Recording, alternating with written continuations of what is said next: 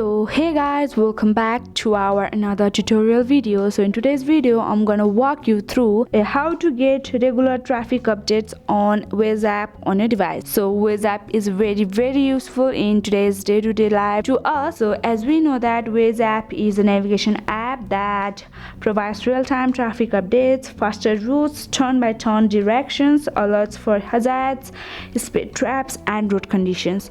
So to know how to get regular traffic updates, you need to watch this video till the very end. Let's get into the video. First thing, you need to open your Waze app, and after that you can see the first homepage of this app, and at the very top left there is the icon with 3 lines. You need to simply click on that, and here you can see the next homepage, and after that at the very third there is the option settings. You need to click on the option settings, and after that you need to click on the option general, and there you can see the trip suggestion. You need to click on this option, trip suggestions, and this is how your page will look. And here you can also turn on and off your, after turning on the trip suggestion, at the very below there you can see the option get traffic updates. You can turn on the traffic updates icon, or you can also turn off and turn on our traffic update. That will be easier to us to find the better way to go. This is the very easiest steps to follow to get